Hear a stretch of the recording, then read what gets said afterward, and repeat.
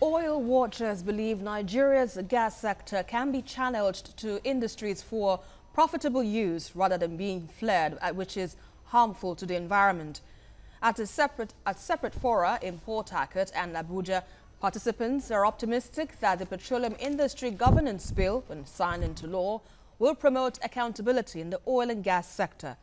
Ovieteme George has details.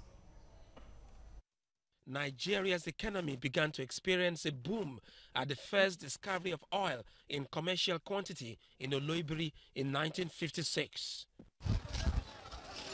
However, people of the Niger Delta are of the opinion that proceeds from the sale of oil have not really reflected in a region crying for development. At separate fora organized by a non-governmental organization, Connected Development and Oxfam, participants believe that the international oil companies and government should be transparent and accountable to host communities. The leaders come from communities, they come from families. So if their family members begin to ask them that, what are you doing with this revenue?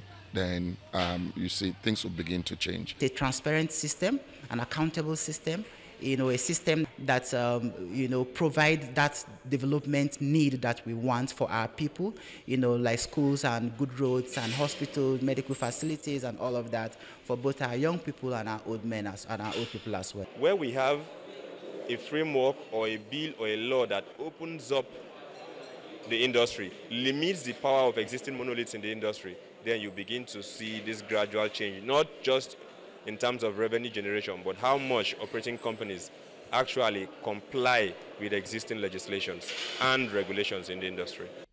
A 2017 report by the Nigeria National Petroleum Corporation reveals that the country flared 2.5 billion standard cubic feet of gas and consumed 300 million standard cubic feet in 2006.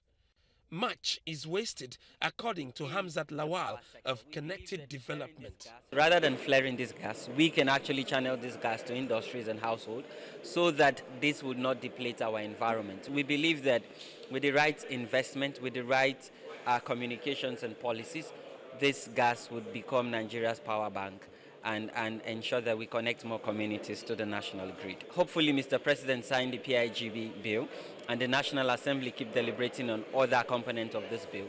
We would be able to mobilize citizens to hold government to account, but beyond that also contribute to governance in the oil and gas sector.